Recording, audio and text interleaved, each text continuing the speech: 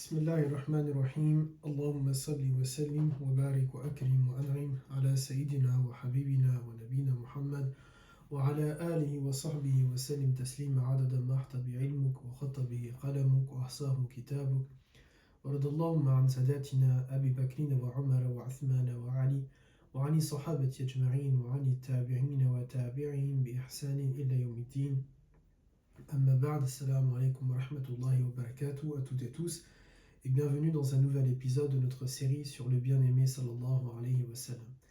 Un nouvel épisode qui nous amène à la partie 4 du pacte d'Al-Hudaybiyah. Comme vous savez, c'est un événement, un épisode de la vie de Nabi alayhi salatu salam qui nous prend maintenant depuis désolé, qui nous prend maintenant depuis quelques séances. Et on va la clôturer aujourd'hui concernant le pacte d'Al-Hudaybiyah. Lorsqu'on a parlé du pacte d'Al-Hudaybiyah, juste pour se remettre dans le contexte et bien comprendre, on a dit que c'est né à partir du fait que le Nabi alayhi salam a fait un rêve en l'an 6 de l'Hégire et il a rêvé qu'il devait accomplir la Umrah. Et les rêves des prophètes étant des rêves véridiques, c'est un moyen parmi les moyens pour obtenir la révélation. Alors Nabi alayhi salam a proposé aux compagnons qui le souhaitaient d'accomplir avec lui la Umrah, et ils seront 1400 environ à se rendre avec lui. Simplement, ils ont été bloqués par Quraysh qui les a empêchés de rentrer et qui a voulu tourner cette affaire-là, qui est simplement un pèlerinage, en une affaire d'État et provoquer une guerre contre Nabi alayhi salam et contre les compagnons. Et donc le prophète sallallahu alayhi wa sallam va tout faire et tout entreprendre pour négocier avec eux de manière à éviter que le sang ne coule et qu'il n'y ait une guerre. Il y aura un échange de plusieurs émissaires, à la fois que Quraysh va envoyer et que Nabi alayhi salam va envoyer, jusqu'à ce qu'il va envoyer Uthman ibn Affan. Et lorsqu'il l'envoie, il y a la rumeur qui dit que Uthman serait décédé parce qu'il a été tué, ce qui va provoquer Bay'atul Ridwan, le serment d'allégeance qui a été fait sous un arbre et que nous avons étudié dans la dernière partie de cet épisode de cet événement concernant le pacte d'Al-Hudaybiyah. Et puis Suhayl ibn Amal va donc venir négocier avec le prophète alayhi salam parce que les Quraysh savent pertinemment qu'ils sont en train de perdre à la fois la bataille morale, c'est-à-dire le moral des Quraysh est au plus bas parce que c'est leur image tout simplement devant toute l'Arabie qui est en train de prendre un coup, puisqu'ils empêchent des pèlerins de venir sanctifier Bayt al-Atiq, la maison ancienne, et cette maison qui est sacrée. Et donc c'est pas quelque chose de bien pour eux concernant leur image. Et en plus de ça, lorsqu'ils ont vu avec les différents négociateurs qu'ils ont envoyés la détermination des sahaba, des compagnons et des compagnonnes pour soutenir Nabi alayhi salam dans ce pèlerinage-là, ils savent pertinemment, malgré qu'ils jouent, entre guillemets, ils jouent à domicile, ils savent pertinemment qu'ils vont perdre face au prophète alayhi salam et aux compagnons, et donc ils vont finir par négocier avec Nabi alayhi salam en envoyant notamment Suhayl ibn Amr. Et c'est là où il y a le fameux pacte d'Al-Hudaybiyah, qui est le titre depuis 3 épisodes, qui amène à celui-ci. Ce pacte, lorsque Suhayl ibn Amr va le signer avec le prophète alayhi salam, il y a plusieurs clauses, et notamment des clauses qu'on va voir dans cet épisode, qui sont des clauses principales. La première, c'est le fait que le prophète et les compagnons ne pourront pas accomplir la Umrah cette année. Et c'est quelque chose qui est très difficile à entendre pour les compagnons qui sont avec Nabi alayhi salam en train d'entendre les clauses de ce pacte-là, parce qu'ils ont fait tout ce chemin-là. Cela fait maintenant plusieurs jours, voire plusieurs semaines, si on compte plusieurs à partir de 2, qu'ils sont en train de rêver d'entrer à Mecca, de retrouver la Terre Sainte, de retrouver leur domicile, pour la plupart d'entre eux qui sont des Qurayshites, donc des Muhajiroun, et là, entendre que non, cette année, vous ne pourrez pas accomplir l'Umrah, mais vous allez devoir rentrer chez vous, c'est quelque chose de difficile. La clause, elle dit ensuite que par contre les musulmans pourront revenir l'année prochaine et accomplir la Umrah, mais simplement pour 3 jours. Donc ils sont limités en temps. Lorsqu'ils vont venir sur place, ils ne pourront pas profiter autant qu'ils le souhaitent, mais simplement pendant 3 jours. Autre condition qui est posée, autre clause qui est posée dans le pacte, c'est que les musulmans ne porteront avec eux aucune arme lorsqu'ils vont venir pour accomplir la Umrah l'année d'après, qu'on appellera Umrah al-Qada, et qui sera l'objet d'un de nos épisodes, Inch'Allah, mais uniquement des petits couteaux qu'on peut mettre, vous voyez, dans les fourreaux. Et ça, les compagnons le voient un peu comme une humiliation et comme quelque chose de très dangereux, parce que ça veut dire qu'ils ne peuvent pas se défendre en cas d'attaque, et ils vont devoir prendre ça en compte et dans les paramètres. Ils savent que Quraysh n'est pas fiable, et donc ils risqueraient ici de les attaquer. Ils ne seraient pas à ce moment-là armés. C'est un grand risque qui est pris par les musulmans en acceptant ce pacte-là. Autre chose, c'est que les tribus arabes seraient totalement libres de choisir quel camp elles veulent soutenir. C'est un peu, si on reprend une image, comme par exemple pour les guerres mondiales ou bien la guerre froide, on va plutôt partir avec la guerre froide. Si on prend l'exemple de la guerre froide, il y a ensuite des alliés de l'URSS ou des alliés de l'OTAN. Et ici, c'est un peu pareil, c'est-à-dire on propose aux tribus arabes de choisir un camp ou un autre, mais il n'y a pas le concept de non-aligné. Il faut choisir un camp avec lequel ils vont se soutenir. Et ça, c'est quelque chose qui est nouveau parce qu'avant ça, les tribus arabes n'ont pas eu forcément leur mot à dire dans ce conflit qui oppose Makka et Médine, mais un conflit, encore une fois, où on a eu l'occasion de le dire, qui est toujours à l'origine provoqué par les Mécois, par Quraysh. Là maintenant, les tribus arabes vont avoir la possibilité de choisir avec qui elles s'allient, et en ce sens, ce pacte aura au moins ce mérite-là, à ce moment-là, au moment où je suis en train de le dire, il a au moins le mérite de pouvoir éclaircir les différentes alliances, qui soutient qui, et de manière à comprendre la force de l'État de Médine. Et ça, c'est quelque chose qui va être important, de manière à pouvoir montrer, prouver que l'État médinois, l'État des musulmans, est un État fort qui possède lui aussi, qui a lui aussi des alliés. Ensuite, et c'est parmi les clauses les plus difficiles, si ce n'est la plus difficile à accepter pour beaucoup de compagnons, l'accord dit, le pacte d'Al-Hudaybiya mentionne que tout musulman qui vit à Makka à partir de la signature du pacte et qui va s'enfuir de Makka pour rejoindre le prophète alayhi salam à Al-Madinah al-Munawwara n'a pas le droit de le faire sans l'accord de son chef, sans l'accord du chef tribal. Donc par exemple, vous prenez la tribu des Abdi Shams, eh bien aucun membre des Abdi Shams ne peut quitter, aucun membre musulman des Abdi Shams vivant à Makka ne peut quitter Makka pour rejoindre le prophète à Médine sans l'accord du chef des Abdi Shams. On parle bien à partir de la signature de ce pacte-là. Mais inversement, si, en tout cas c'est les Qurayshites qui l'ont réclamé, mais ça ne s'est jamais produit, ils demandent si un musulman va quitter Médine pour revenir au Bercail, pour revenir à Makka, eh bien il a le droit de le faire, y compris sans l'accord du prophète ou d'un chef tribal.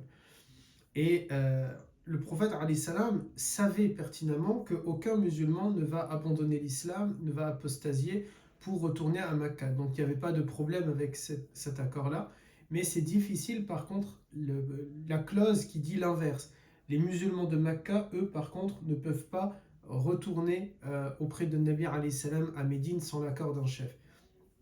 Et beaucoup de compagnons vont se sentir mal à l'aise avec cette clause-là, humiliés, même certains vont se considérer comme étant des humiliés, et ils auront beaucoup de peine pour tous ces musulmans qui sont des réfugiés, qui sont en train, parce qu'il ne faut pas l'oublier, on l'avait vu dans les épisodes précédents, ils sont à Makka, ils ne sont pas libres, ils sont enfermés, enchaînés, torturés, parfois massacrés, privés de leurs droits, et donc c'est quelque chose qui est difficile pour les croyantes et les croyants, pour les compagnons et les compagnons présents autour de Nabi alayhi salam lors de la signature de ce pacte, parce que ça veut dire on va laisser nos sœurs et nos frères martyrisés à quelques mètres, à quelques kilomètres de là où on est.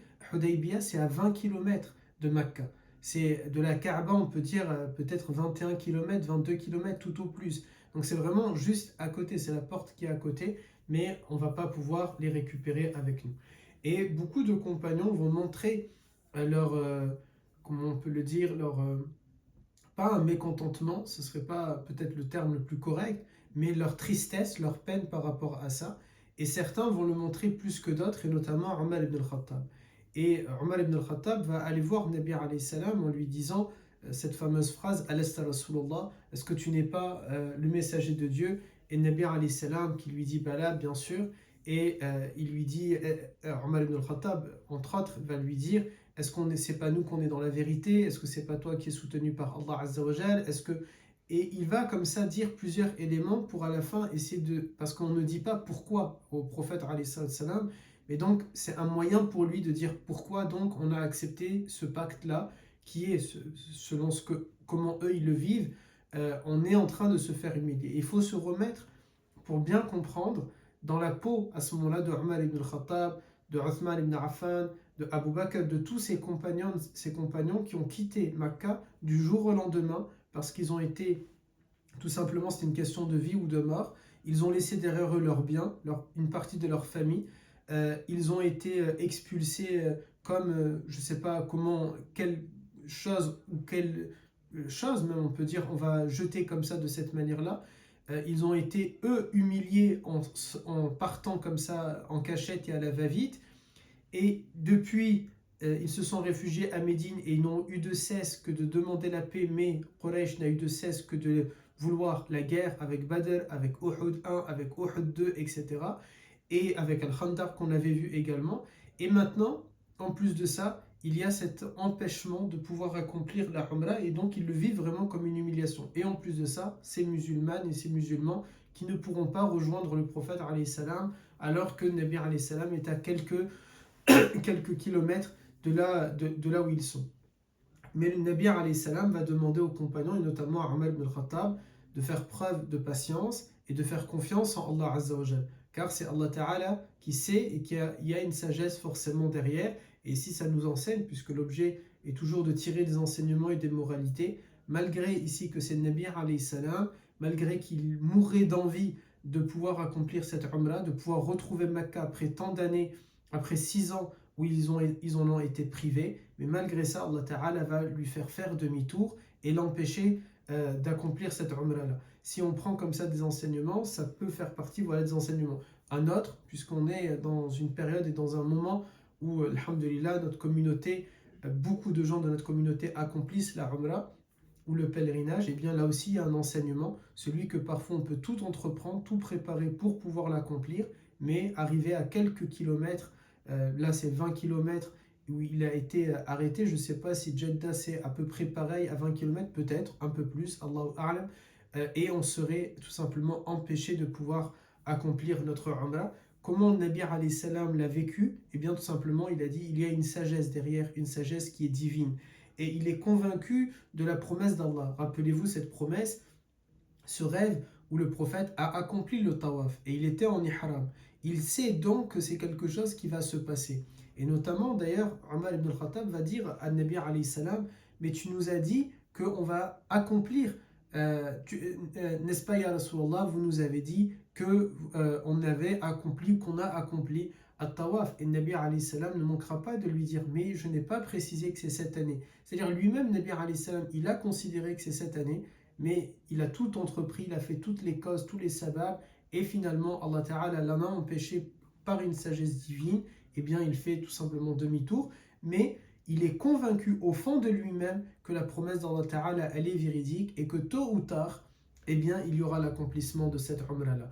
Et alhamdulillah, dans le pacte, il y a la certitude, à ce moment-là, l'engagement de pouvoir faire la Umrah dans un an. Ensuite, le prophète alayhi salam va donc demander aux compagnons, bien, il faut tout simplement sortir maintenant de l'état de sacralisation puisqu'on ne peut pas accomplir on peut pas accomplir al-Umrah. Et là, les compagnons vont désobéir au prophète alayhi salam. Mais quand je dis désobéir, c'est pas dans le sens non, je ne veux pas, ya Rasulallah, t'obéir. C'est plutôt dans le sens, ils demandent désacralisez-vous et il n'y a aucune réaction. Et l'absence de réaction, elle n'est pas volontairement, ils veulent désobéir à Nabi alayhi salam, pas du tout, mais c'est dans le sens, ils sont tellement choqués de ce qu'ils entendent, ils sont tellement perturbés par ce qu'ils entendent, ils sont tellement déçus, parce qu'ils doivent tout simplement se désacraliser, qu'ils ne veulent pas en fait le faire, mais pas une décision comme ça consciente, je refuse d'obéir à l'ordre du prophète, mais plutôt un empêchement presque psychologique qui les empêche de réaliser. Et ça va causer de la peine au prophète. Il sait bien sûr qu'ils ne sont pas en train de le défier. Il ne s'agit pas d'une défiance des compagnons vis-à-vis de Nabi alayhi salam, mais ça reste une désobéissance, bien que le prophète alayhi salam comprend qu'est-ce qui est en train de se passer. Et c'est parce qu'il comprend qu'est-ce qui est en train de se passer, il n'est pas en colère contre eux, mais il est inquiet et en colère du fait que, à cause de ça, il a peur que Allah Ta'ala va punir les compagnons. Et donc, par amour pour eux, il va se plaindre à Salama, notre mère, radiallahu anha, en lui disant: je crains pour eux, je crains pour mes compagnons, je crains que Allah Ta'ala ne descende sur eux un châtiment parce qu'ils auront désobéi à leur prophète, comme certains peuples avant ont désobéi à leur prophète. Et on sait qu'est-ce qu'il est advenu de plusieurs peuples, le peuple du prophète Salih, Hud, etc. Et donc là, Nabi alayhi salam a une véritable inquiétude à ce moment-là. Et Salama va le soulager en lui donnant une astuce que j'évoque dans mon livre. Et si vous regardez l'affiche sur la page Facebook Mohammed, vous avez d'ailleurs ce code de réduction qui est toujours d'actualité, bien sûr, pour celles et ceux qui nous regardent sur la page Facebook Mohammed. Et elle va le soulager en lui donnant cette solution: désacralise-toi ya Rasulallah, désacralisez-vous ya Rasulallah. Et quand ils vont te voir, quand ils vont vous voir désacraliser, alors ça va comme leur faire un choc et ils vont comprendre qu'est-ce qu'ils sont en train de faire et qu'il faut aussi se désacraliser. Et c'est exactement ce que Nabi alayhi salam va faire. Il se désacralise dans sa tente et ensuite il sort et les compagnons le voient, ou bien dans une version, il se désacralise devant eux et il le voit. Dans les deux cas, Nabi alayhi salam se désacralise et les compagnons le remarquent, le voient, et donc ils prennent conscience de qu'est-ce qu'ils sont en train de faire et ils vont se désacraliser. Puis ils vont sacrifier les bêtes qu'ils avaient ramenées avec eux en guise de compensation, puisqu'ils n'ont pas pu accomplir la Umrah. Il y a donc une compensation ici à faire, une kafara à accomplir, et lorsqu'ils sacrifient leurs bêtes, ils décident que la viande sera distribuée aux nécessiteux de Mecca, alors même que Quraysh, les autorités de Mecca, ont été injustes à leur égard, mauvais à leur égard, pas corrects à leur égard, interdisant même aux commerçants de Mecca, souvenez-vous, on a vu ça dans les épisodes précédents, de leur vendre de la nourriture, et les compagnons manquaient de vivre parce qu'ils n'avaient pas prévu de rester autant de temps bloqués. Et bien, malgré cela, l'amour et la compassion des musulmans vis-à-vis des musulmans, bien sûr, mais au pluriel, des musulmans, pour autrui, pour les autres, s'est manifesté même dans ce moment-là, y compris s'ils ont été empêchés de la plus grande chose peut-être qu'ils espéraient depuis quelques jours, de pouvoir visiter la Kaaba et de pouvoir accomplir Al-Umrah. Ensuite, ils retournent donc tous à Médine, et arrivés à Médine, au bout, lorsqu'ils sont rentrés, Omar ibn al-Khattab se rend compte que ce qu'il a fait, c'était peut-être pas correct. Mais attention, quand je dis pas correct, on ne juge pas les compagnonnes et les compagnons, jamais. Est-ce que les compagnons ont commis parfois des péchés? Oui, bien sûr, c'est arrivé. Il y a dans le Coran des versets dans ce sens, il y a des hadiths dans ce sens. Mais, alhamdulillah, pour eux, Allah Ta'ala est satisfait d'eux. Et Allah Ta'ala a dit, radiyallahu anhum wa radu'an, Allah Ta'ala est satisfait de eux. Allah Ta'ala leur a pardonné leurs péchés. Ils ne sont pas ma'soum, on a eu de cesse de le répéter, ils ne sont pas infaillibles, mais ils ont cet avantage que nous n'aurons jamais, c'est que quoi qu'ils ont fait, quoi qu'ils ont dit, quoi qu'ils ont accompli, ils sont les meilleurs hommes et femmes que la terre ait portés, et Allah Ta'ala leur a tout pardonné, et le prophète leur a tous promis le paradis en disant dans cette fameuse phrase, dans ce fameux hadith, Tuba liman arani wa tuba liman ara man arani. Le paradis est promis à ceux qui m'ont vu, c'est-à-dire c'est Nabi bien sûr qui parle, à ceux qui m'ont vu et à ceux qui ont vu ceux qui m'ont vu. Et à partir de là, donc, il n'y a pas de jugement à porter, même si on peut nous se dire, parce que parfois il faut se dire ça, quand on lit la Sira ou quand on entend un cours de Sira, et quand on voit parfois certains comportements de certains compagnons, celui-là qui par exemple va uriner dans la mosquée, celui-là qui par exemple va attraper le col le pull, entre guillemets le pull, il n'avait pas de pull, mais c'est juste pour comprendre, les vêtements du prophète alayhi salam, celui-là qui va parler un peu sèchement, presque mal à Nabi alayhi salam, celui-là qui, Allah Ta'ala le révèle dans le Coran qu'il a eu des relations avec son épouse pendant le mois de Ramadan, à un moment où c'était quelque chose d'interdit de l'accomplir, y compris les nuits de Ramadan, etc., etc. Mais ce qu'on oublie, c'est que eux, encore une fois, ont été pardonnés, mais nous aussi, nous avons un mauvais comportement peut-être avec Nabi alayhi salam. Est-ce que nous sommes attachés à la sunna? Est-ce que nous disons sallallahu alayhi wa sallam lorsqu'on entend son prénom? Est-ce que nous prions pour lui comme il nous l'a demandé? Est-ce que nous sommes protecteurs de sa tradition dans le sens que nous la faisons vivre et nous l'enseignons? Donc il faut nous aussi se poser cette question-là. Nous ne sommes pas les mieux placés, malheureusement, dans le respect que l'on peut avoir vis-à-vis de Nabi alayhi salam. Donc, encore une fois, même si je dis des choses sans cacher cette vérité, voilà comment Omar ibn al-Khattab a réagi, ou voilà comment le prophète était en colère contre tel ou tel compagnon, même Wahshi qui a tué son oncle, mais malgré ça, il est Wahshi largement meilleur que nous, et même si Nabi alayhi salam lui avait demandé de ne pas, d'éviter qu'il le croise, ça reste qu'il lui a pardonné, et ça reste que son islam est accepté, et ça reste qu'il est un compagnon, et ça reste, etc., etc. Donc là, Omar ibn Khattab regrette, et c'est des vrais regrets d'ailleurs qu'ils ont, contrairement à ce que nous pouvons avoir. Il regrette, et il va se rendre auprès de Nabi alayhi salam pour lui parler, lui dire qu'il est tout simplement désolé de ce qu'il a fait. Et il va dire Assalamu alayka ya Rasulallah, et le prophète alayhi salam ne répond pas. Omar ibn al-Khattab recommence Assalamu alayka ya Rasulallah, et Nabi alayhi salam ne répond pas. Et encore une troisième fois, et le prophète ne répond, sallallahu alayhi wa sallam, toujours pas. Et là, Omar ibn al-Khattab, il se dit j'ai vraiment fait quelque chose de grave. Et il a presque souhaité, c'est pas même, il a souhaité sa propre mort en se disant la situation dans laquelle je suis, je n'aime pas la situation dans laquelle je suis. Et donc il a souhaité même mourir à ce moment-là plutôt que de rester vivant alors que Nabi alayhi salam est en train d'être en colère contre lui. Attention, quand je dis il a souhaité sa mort, il n'a fait aucune tentative de suicide bien sûr. Mais c'est-à-dire, il a tellement honte de ce qu'il a fait qu'il aurait aimé ne pas rester vivant à ce moment-là, de ne pas exister à ce moment-là. Il s'en va chez lui, Omar s'en va chez lui, et avant même d'atteindre sa maison, un autre sahab et un autre compagnon vient le voir en lui disant qu'il est appelé par le prophète alayhi salam, il est convoqué par Nabi. Et là, Omar il se dit, j'ai vraiment abusé. Donc là, peut-être je vais subir la colère du prophète sallallahu alayhi wa sallam, pardon, juge-moi. Et donc il est inquiet sur son propre sort, mais en même temps il sait qu'il a mérité toute punition venant du prophète alayhi salam. Il va vers le prophète et là il voit Nabi alayhi salam qui est finalement souriant au loin. Et donc il se dit mais qu'est-ce qui se passe? Et là le prophète alayhi salatu salam lui dit Inna fatahna laka fathan mubina.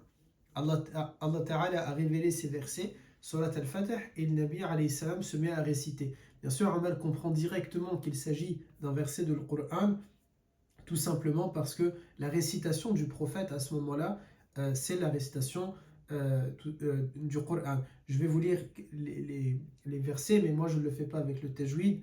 Mon tajwid n'est pas aussi beau que celui du prophète ou celui de n'importe qui.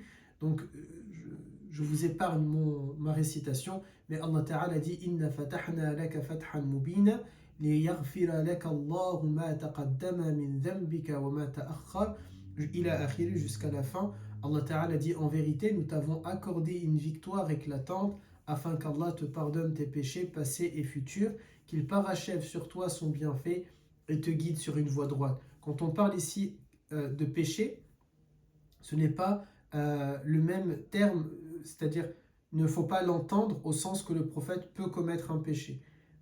Ça peut être considéré comme ici pour le prophète et uniquement pour les prophètes comme étant des erreurs, des khata'a, mais il ne s'agit pas d'un péché au sens que nous, on peut les commettre et les entendre. Et ensuite, Allah Ta'ala dit et qu'Allah te donne un puissant secours. وَيَنْصُرَكَ اللَّهُ نَصْرًا عَزِيزًا. Et Allah Ta'ala continue, c'est lui qui a fait descendre la quiétude dans les cœurs des croyants afin qu'ils ajoutent une foi à leur foi. À Allah appartiennent les armées des cieux et de la terre et Allah est omniscient et sage, et ainsi de suite. Et Omar ibn al-Khattab va dire à Nabi alayhi salam, alors c'est une victoire ya Rasulallah. Et le prophète alayhi salam lui dit, Naam, c'est une victoire Omar. Et là le prophète alayhi salam va dire, Allah Ta'ala a descendu une sourate qui m'est plus chère que l'ensemble des biens de ce bas monde. Et là, le prophète ne va pas dire ça pour une autre sourate, mais il le dit pour cette sourate-là en disant il n'a pas descendu une sourate qui m'est plus chère, qui m'est plus importante que celle-là. Et le prophète alayhi salam va poursuivre sa lecture, et si vous le voulez bien, je vais reprendre la lecture que à partir du verset 18, mais je vous invite à lire par vous-même la sourate. Et là, Allah Ta'ala dit لَقَدْ رَضِيَ اللَّهُ عَنِ الْمُؤْمِنِينَ إِذْ يُبَيِّعُونَكَ تَحْتَ شَجَرَةِ فَعَلِمَ مَا فِي قُلُوبِهِمْ فَأَنزَلَ السَّكِينَةَ عَلَيْهِمْ وَأَثَابَهُمْ فَتْحًا قَرِيبًا. Allah a très certainement agréé les croyants quand ils t'ont prêté le serment d'allégeance sous l'arbre. Rappelez-vous, c'est ce qu'on a vu la semaine dernière avec Bay'atul Ridwan. Je reprends le verset, il a su ce qu'il y avait dans leur cœur et a fait descendre sur eux la quiétude et il les a récompensés par une victoire proche. Et ici, c'est le terme qui est important. Allah Ta'ala dit « وَأَثَابَهُمْ فَتْحًا قَرِيبًا » C'est-à-dire que ici, ce que Allah Ta'ala dit aux compagnons, aux musulmans, c'est à la fois c'est un miracle historique, puisque Allah Ta'ala annonce une victoire qui est prochaine avant même qu'elle ait lieu, mais c'est aussi pour les rassurer. Prenez ça comme un acquis, comme une victoire, ce qu'il y a maintenant, et il y aura une autre victoire qui va arriver dans tous les cas. Et donc forcément, c'est quelque chose qui va réjouir les cœurs des compagnons et des compagnons qui se sentent intimement liés à la sira, à la umma et au destin de cette communauté. Ils se sentent intimement liés à ce qui peut arriver à cette communauté musulmane. Et donc, à partir du moment où cette communauté aura une victoire, alors leur cœur est serein et il est apaisé et il est en tranquillité parce que, alhamdulillah, cette communauté va connaître quelque chose qui va la réjouir. C'est dans ce sens-là qu'ils sont vraiment amoureux et attachés à la Ummah. Puis Allah Ta'ala dit وَمَغَانِمَ كَثِيرَةً يَأْخُذُونَهَا وَكَانَ اللَّهُ عَزِيزًا حَكِيمًا. Sans faire de tafsir bien sûr, mais ici Allah Ta'ala dit ainsi qu'un abondant butin qu'ils ramasseront, Allah est puissant et sage. Et il dit dans le verset suivant وَعَدَكُمُ اللَّهُ مَغَانِمَ كَثِيرَةً تَأْخُذُونَهَا فَعَجَّلَ لَكُمْ هَذِهِ وَكَفَّى أَيْدِيَ النَّاسِ عَنْكُمْ وَلِتَكُونَ آيَةً لِلْمُؤْمِنِينَ وَيَهْدِيَكُمْ صِرَاطًا مُسْتَقِيمًا. Allah Ta'ala parle, si je traduis d'abord, c'est pas moi qui traduis, si je lis la traduction, ainsi qu'un abondant butin qu'ils ramasseront, Allah est puissant et sage. Allah vous a promis un abondant butin que vous prendrez et il a hâté pour vous celle-ci et repoussé de vous les mains des gens afin que tout cela soit un signe pour les croyants et qu'il vous guide dans un droit chemin. Ici, les mufassirun, ceux qui nous expliquent le Coran al-Karim, nous disent que la victoire proche, c'est le fait que les musulmans auront une victoire éclatante sur Quraysh, malgré le fait qu'ils se sentent aujourd'hui humiliés par le pacte d'Al-Hudaybiyah. Et ensuite, lorsque Allah Ta'ala dit Maghanima kathiratan, le fait qu'il y aura des butins, Wa'adakumullahu maghanima kathiratan, il vous a promis un abondant butin. Ici, c'est le fait que Allah Ta'ala annonce l'enrichissement de la communauté musulmane.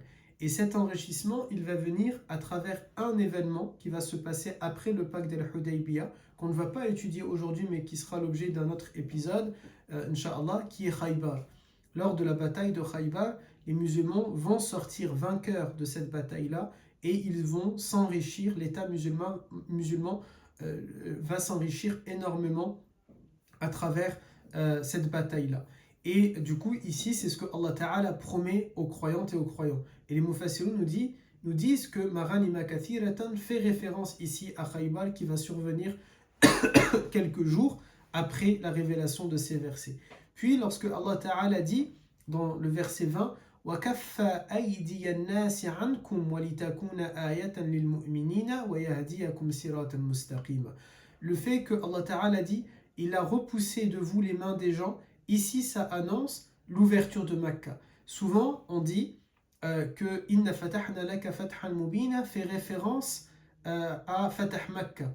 Mais certains mufassirun del Coran al-Karim nous disent que c'est pas uniquement par rapport à ça. Qu'en réalité, ces versets ont été révélés lorsqu'ils sont revenus du pacte d'Al-Hudaybiyah et que le pacte d'Al-Hudaybiyah, en réalité, c'est une clé qui a ouvert les portes de plein d'autres choses. C'est ce qui a permis la conquête ensuite de Khaybar et c'est ce qui va permettre derrière l'ouverture de Makkah. Car l'ouverture de Makkah, on le verra bien sûr dans des épisodes prochains, Inch'Allah, l'ouverture de Makkah, grosso modo, juste pour comprendre, c'est le fait que ce pacte de paix qui a été signé avec Quraysh ne sera pas respecté par Quraysh.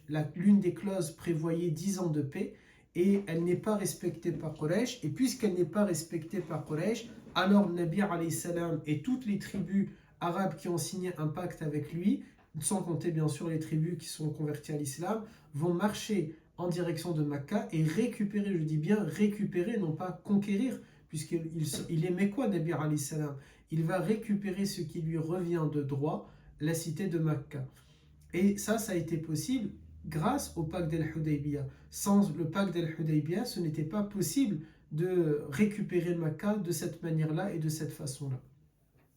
Donc c'est pour ça que les Mufassirun nous disent que c'est une clé qui a débloqué des portes, mais que Inna fatahna laka fathan mubina, en réalité ça a débuté avec le pacte d'Al-Hudaybiyah. Alors les conséquences du pacte d'Al-Hudaybiyah justement c'est quoi? C'est tout d'abord ce que je viens de dire, c'est une paix. Et une paix qui est importante parce que les croyantes et les croyants n'avaient jusqu'à présent jamais connu la paix.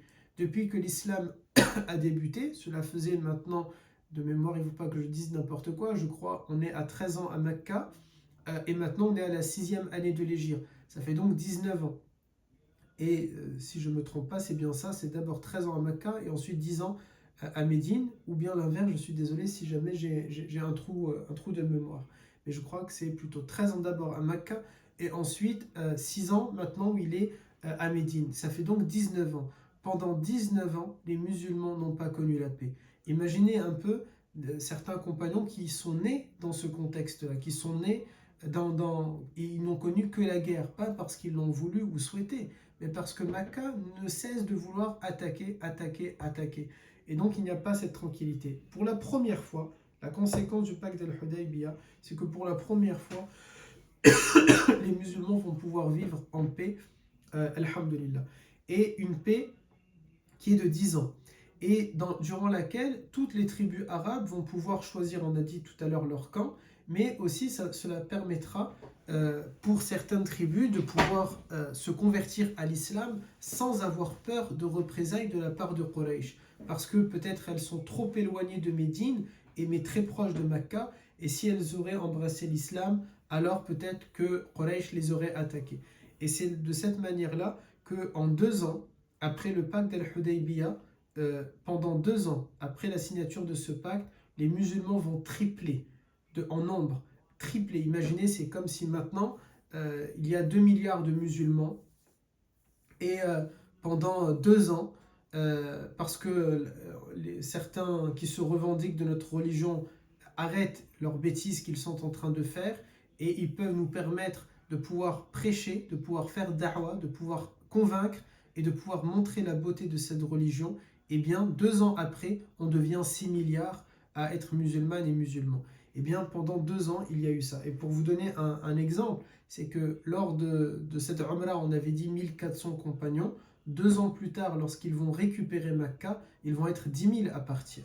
Et donc vous voyez à quel point les chiffres vont être pas pharaoniques, c'est pas joli pour nous d'utiliser pharaon, mais vont être énormes, exceptionnels, ces chiffres-là. Et bien sûr, sans forcer personne. Chacun a son libre arbitre. Nous sommes, alhamdulillah, la religion qui dit là, comme dit nous, comme waliyadin. vous avez votre religion et j'ai la mienne, c'est-à-dire, il faut le comprendre dans le sens, il y a cette liberté de culte, cette liberté de penser, cette liberté de croire ou de ne pas croire, simplement selon nous, qu'on le veuille ou non, qu'ils apprécient ou qu'ils n'apprécient pas, selon nous, la vérité réside dans l'islam, et selon nous, le paradis est promis à celles et ceux qui disent La ilaha illallah Muhammad Rasulullah. Et selon nous, si nous ne sommes pas croyantes et croyants, alors nous risquons un châtiment dans notre tombe, et nous risquons un châtiment dans l'au-delà, et nous risquons un châtiment le jour du jugement, et etc. etc. Yani, c'est notre croyance. S'ils veulent croire, alhamdulillah. S'ils ne veulent pas croire, peut-être je vais utiliser pour la première fois dans tous les cours qu'on a eus, advienne que pourra, on verra tout simplement qu'est-ce qui se passera à ce moment-là. C'est quand je dis ça, bien sûr, c'est-à-dire dans l'autre monde, nous verrons à ce moment-là qui a dit vrai et qui était dans la vérité, tout simplement. Ce n'est en rien, bien sûr, une menace ou quoi que ce soit dans le bas monde.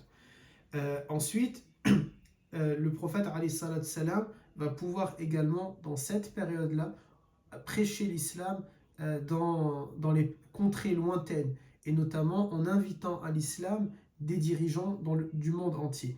Il va inviter le roi de Perse, il va inviter l'empereur de Byzance, il va inviter An-Najashi, le roi d'Éthiopie, le Négus. Il va inviter, que je n'oublie, bon, là je ne les ai pas en tête, mais dans tous les cas on les verra bien sûr dans les épisodes suivants. Alhamdulillah, Nabi alayhi salatu salam va pouvoir inviter l'ensemble de ces dirigeants-là à l'islam, et on verra dans les épisodes suivants, bi'idhnillah, comment vont-ils réagir à cela et qui parmi eux va répondre favorablement à l'invitation à se convertir à l'islam, à embrasser l'islam.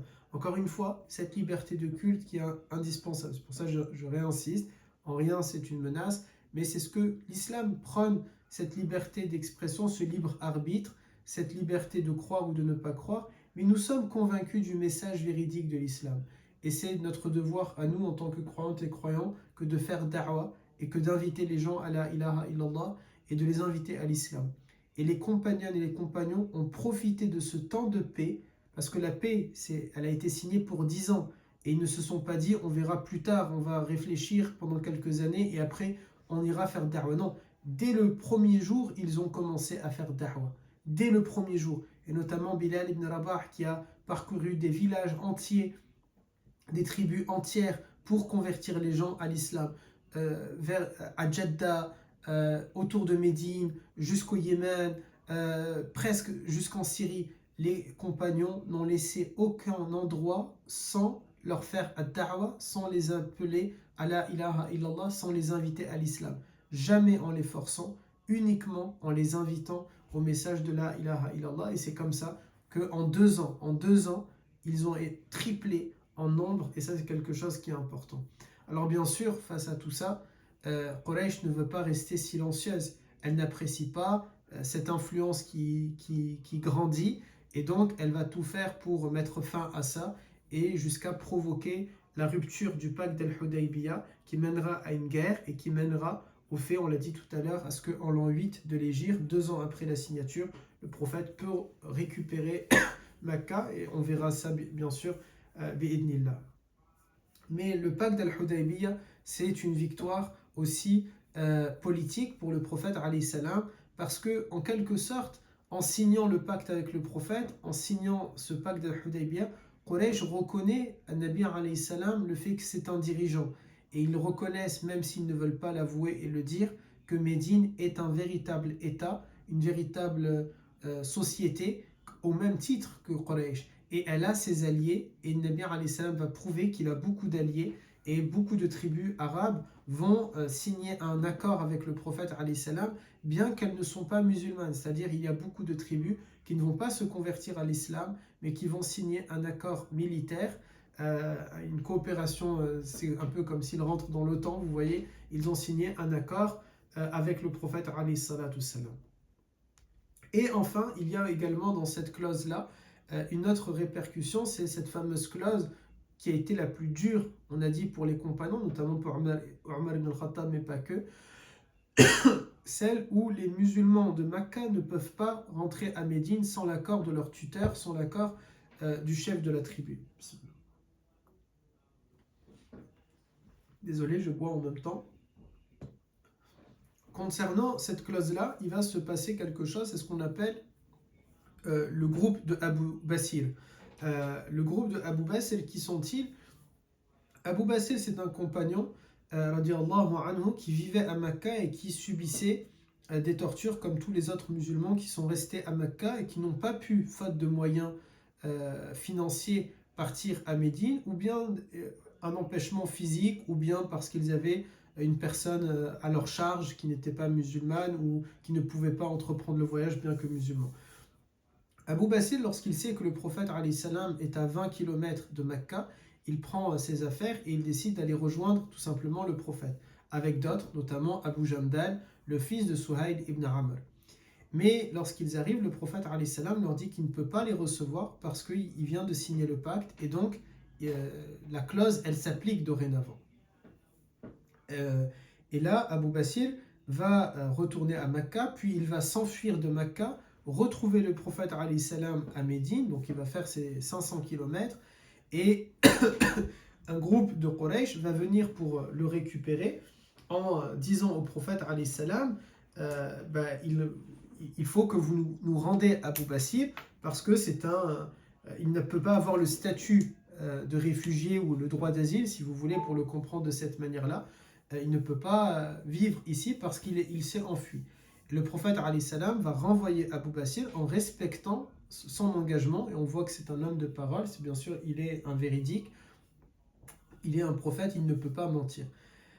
Abu Basir, bien sûr, est triste, il doit rentrer à Mecca, mais sur le chemin, il réussit de nouveau à échapper à ses tortionnaires et il retourne à Médine.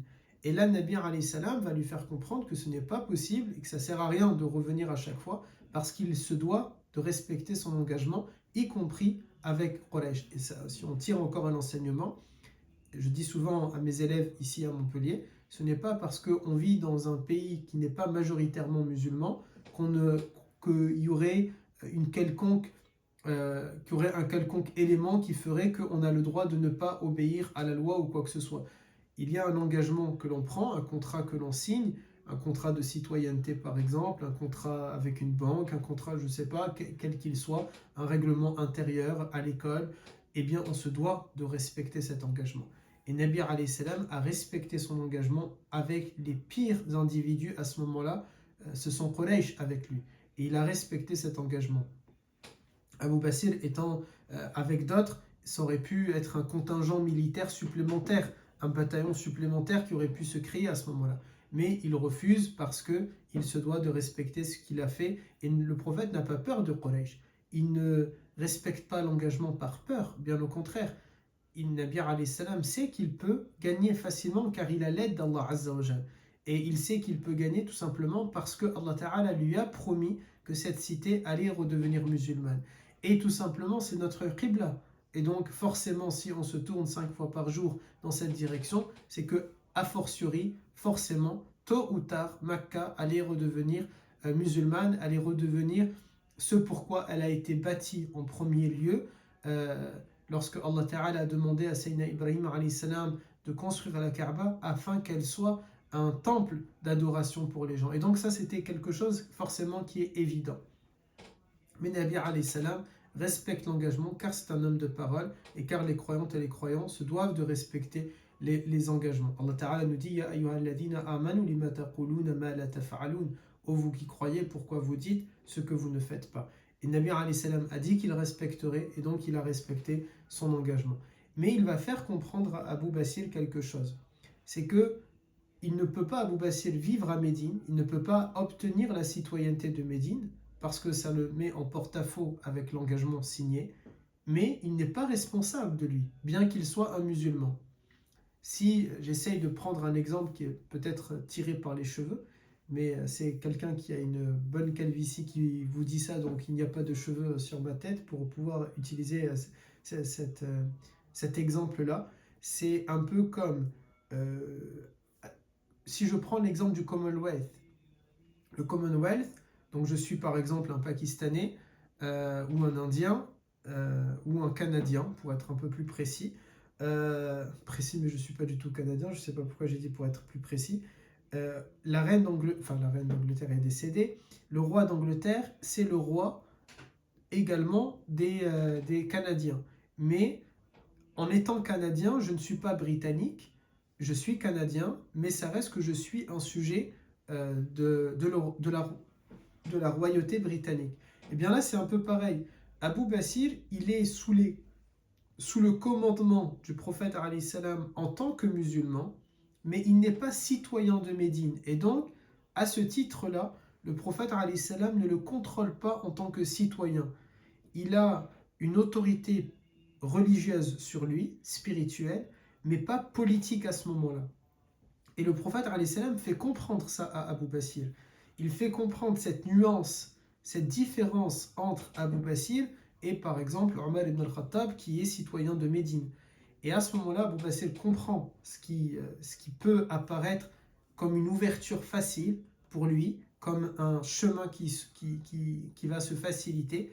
En gros, il n'est pas obligé de retourner à Mecca et de subir euh, les, euh, les supplices que lui font subir Quraysh, mais il peut vivre ailleurs, sans forcément revenir à Médine, rentrer à Médine, pour ne pas mettre le prophète alayhi salam dans une situation qui est difficile sur le plan moral.